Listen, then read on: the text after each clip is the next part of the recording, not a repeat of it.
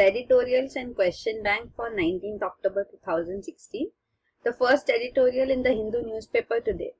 Personal laws and the constitution. So you must know this now, personal law, that is regarding the Muslim personal law specifically and the triple talaq case specifically. The Supreme Court is looking into this matter. The question is basically about talaq-e-biddat, which is a talaq which is undesirable even under Islam, under which triple talaq means talaq, talaq, talaq is spoken thrice and the divorce occurs. So this, though accepted under the Sharia law, for instance, once when it was happened, it was accepted, but it is undesirable. The Quran specifically mentions triple talaq basically means that there will be thrice talaq being said. That means in between there will be 2 times, which will be the time frame given to the person, the Muslim husband, to decide on whether talaq is what he said he wants to adhere to or not. So there is 3 months time frame between 2 talaqs. If conciliation is happening, then talaq is not valid. After second time when it is said, again when there is conciliation possible, then again it will not occur.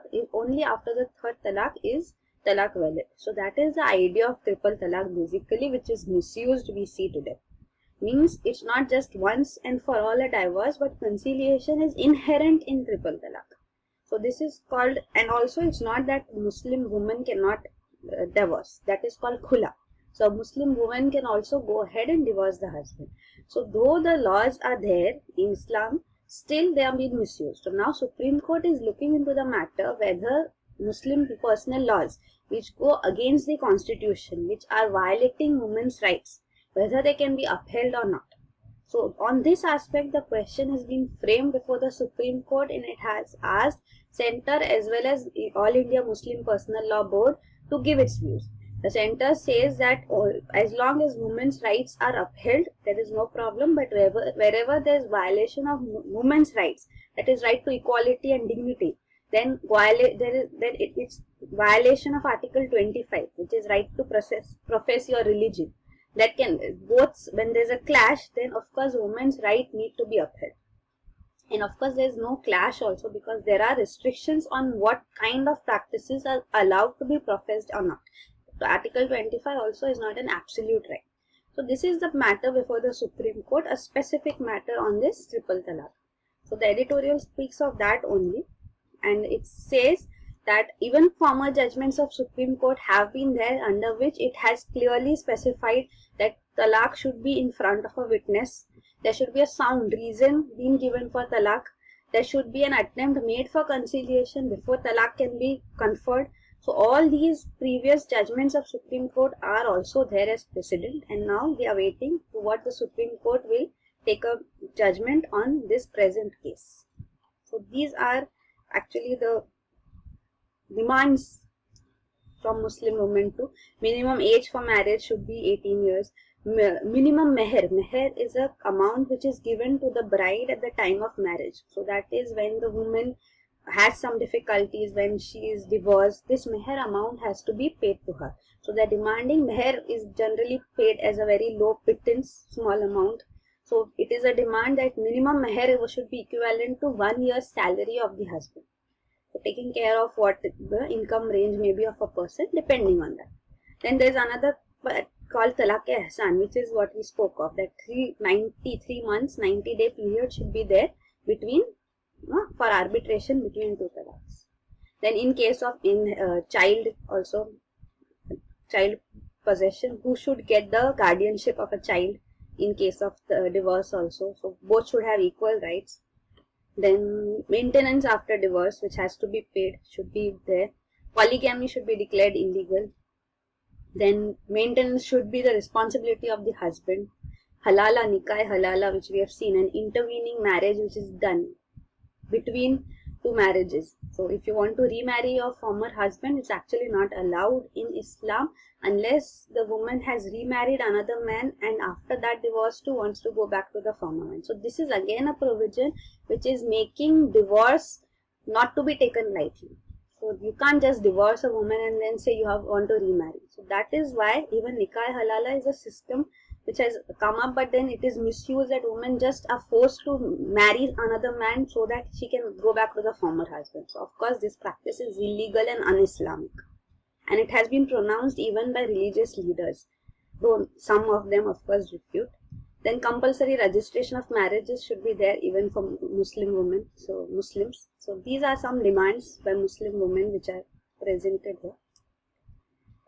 Then the next editorial is regarding the fire which took place in SUM hospital in Bhubaneswar, and many people lost their lives. Many have been injured. They are already patients bedridden, suffering, and this is suffering on top of that. We have already had a case of Amri Hospital fire in Kolkata 5 years ago, which was much more tragic too. Around 90 people lost their lives, and still it seems no lessons have been learned. The building code, National Building Code, clearly specifies that hospitals should have proper evacuation, exits for bedridden patients, also sprinklers for higher, rises, or covering all medical facilities and buildings. But then it seems that measures are not in place. Also, it is that fire services are put under municipalities. So then the central government, state governments do not take on the responsibility to that extent too. So there is a need for strong political will and enforcing building code, putting in the right infrastructure, having fire safety drills to ensure such accidents do not happen again. So that is this editorial. Next, we look at question bank for 19th October 2016. The questions which we have framed based on the lead article 2. The first one, this is regarding the army. The army in India is accountable to the people through the government in power. How significant is the morale of an army for a nation? Discuss. So this is based on the lead article. Now there's something called garrison state. Garrison state is a state which is in which the specialists on violence are the most powerful group in the society. So these were the periods of the world wars, also the period between World War I and World War II, to when American political scientists made this statement, because those times were the times of war when army and such armed forces were given the topmost priority. So tendencies to have a garrison state is of course undesirable. Pakistan itself, we see there's a conflict between the political side and the armed forces, the military in Pakistan. So the military should remain under the government. It is not, cannot rise above it. That is the issue. But then the question which our army is facing is that the surgical strikes which took place, there have been many questions raised on whether these surgical strikes actually took place, questioning it, asking for some evidence of it. The government claims that you cannot question the army, you cannot doubt the army. But then this lead article argues that it is not the army which takes action. Again, behind every action of the army is the government. Otherwise, we are not a democracy. So it's the politician's decision, political party in power's decision to take action. Army is just one arm under it. So the government cannot go behind the army and fire a bullet and then say that armed forces, bringing the armed forces in front and say that you cannot question us. So that is what we see in today's democracy, that dissent and going against the mainstream process or mainstream thought process is not liked. Everybody, the idea of nationalism being imposed on people, everybody being asked to adhere the line of the government, nobody calling the government anything negative, otherwise you are charged under sedition. So all such practices which we see today are against the principle of democracy. Basically, the question when you talk of morale of the army, it says that the morale of the army cannot just be raised by not asking them questions, not doubting what they have done, but rather the accountability should be and must be there, as the government would put the army accountable on what actions it has taken.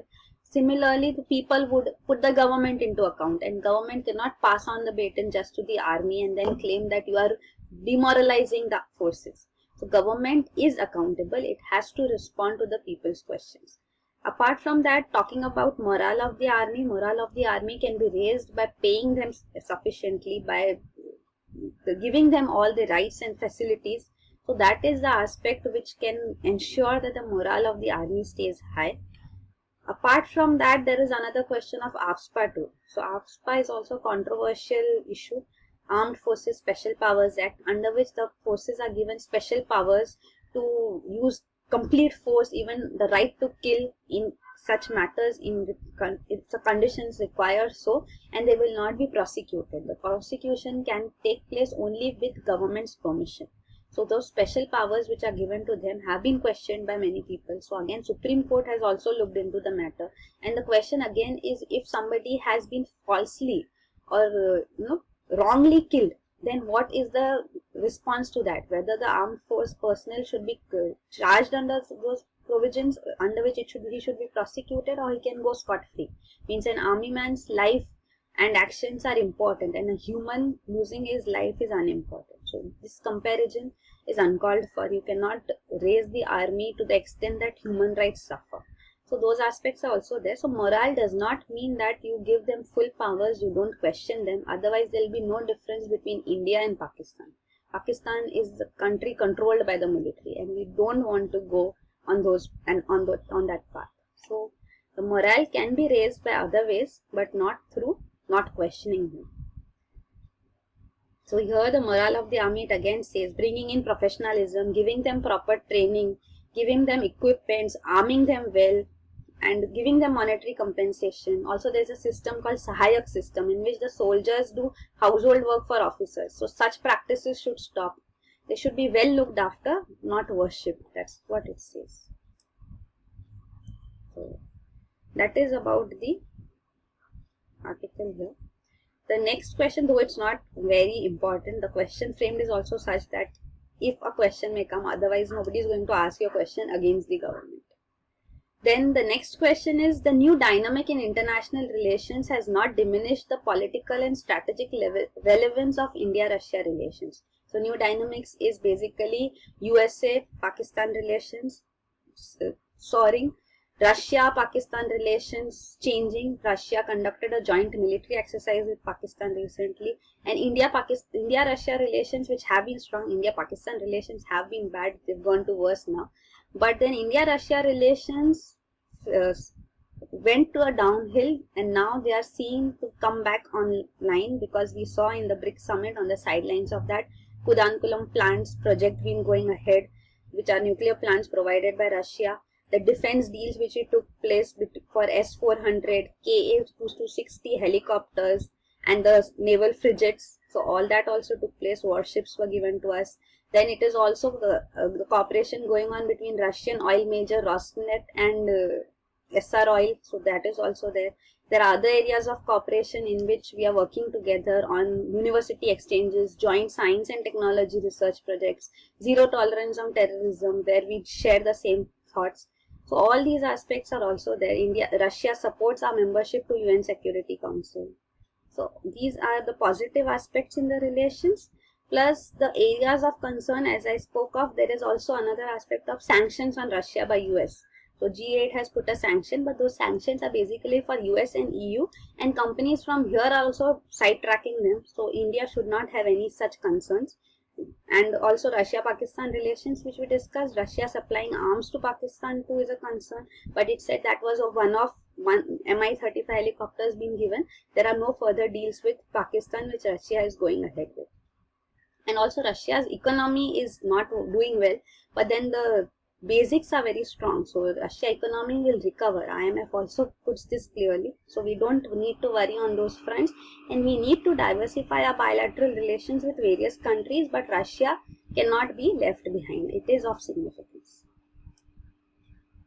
So this was the defense deal also. S-400 is this. The last question is on Kigali Amendment. The amendment to the Montreal Protocol, we have already discussed this yesterday, on HFCs being phased out. But then India has been put under the third category for phasing out, because we are not having that much development in HFCs in refrigerants presently, but we'll develop them later. Please refer to yesterday's news to understand this better. So why differentiated treatment has been given? Because we don't have a larger share now. That will peak in 2025. And we have of course been benefited from the agreement. Giving a differential treatment is what is justified. So alternatives to HFCs are there. We need more technology, more of funding, so that we can go ahead on this. So this is about HFC. and the Kigali Agreement too. So in favor of India, that also you should understand.